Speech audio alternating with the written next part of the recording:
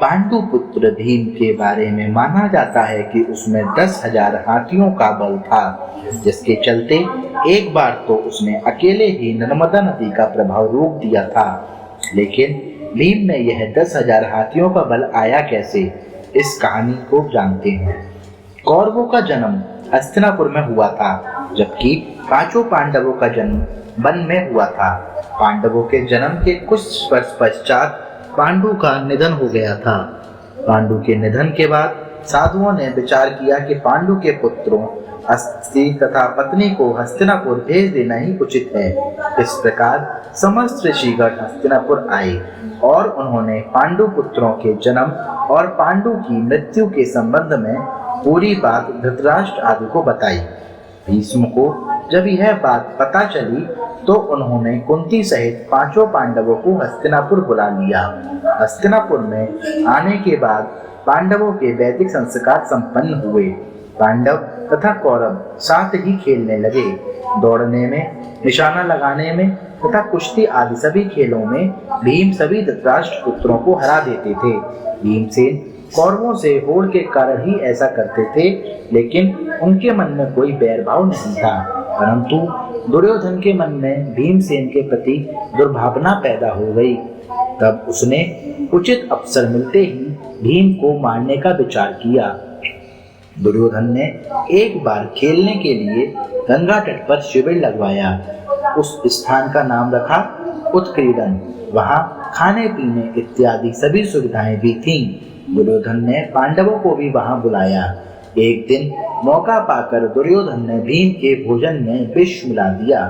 विष के असर के से जब भीम अचेत हो गए तो दुर्योधन ने दुशासन के साथ मिलकर उन्हें गंगा में डाल दिया। भीम इसी अवस्था में नागलोक पहुंच गए। वहां सांपों ने भीम को खूब डसा, जिसके प्रभाव से विष का असर कम हो गया। जब भीम को होश आया तो वे सर्पों को मारने लगे। सभी सर्प डरकर नागराज वासुकी के पास गए और पूरी बात बताई। तब वासुकी स्वयं भीमसेन के पास गए। उनके साथ आर्यक नाग ने भी भीम को पहचान लिया। आर्यक नाग भीम के नाना का नाना था। वह भीम से बड़े प्रेम से मिले। तब आर्यक ने वासुकी से कहा कि भीम को उन कुंडों का रस पीने की आज्ञा दी जाए जिनमें हजारों हाथियों का बल है। वासुकी ने इसकी स्वीकृति दे दी। तब भीम 8 कुंड पीकर एक दिव्य शैया पर सो गए। जब दुर्योधन ने भीम को विष देकर गंगा में फेंक दिया तो उसे बड़ा हर्ष हुआ। शिविर के समाप्त होने पर सभी कौरव व पांडव भीम के बिना ही हस्तिनापुर के लिए रवाना हो गए। पांडवों ने सोचा कि भीम आगे चले गए होंगे। जब सभी हस्तिनापुर पहुंचे तो युधिष्ठिर ने माता कुंती से भीम के बारे में पूछा। तब कुंती ने भीम के न लौटने की बात कही। सारी बात जानकर कुंती व्याकुल हो गईं। तब उन्होंने विदुर को बुलाया और भीम को ढूंढने के लिए कहा। तब विदुर ने उन्हें सांत्वना दी और सैनिकों को भीम को ढूंढने के लिए भेजा। उधर नागलोक में भीम 8वें दिन 10 बज जाने पर जागे। तब नागों ने भीम को गंगा के बाहर छोड़ दिया।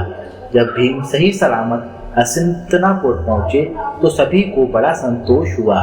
तब भीम ने माता कुंती व अपने भाइयों के सामने दुर्योधन द्वारा विष देकर गंगा में फेंकने तथा नागलोक में क्या क्या हुआ यह सब बताया।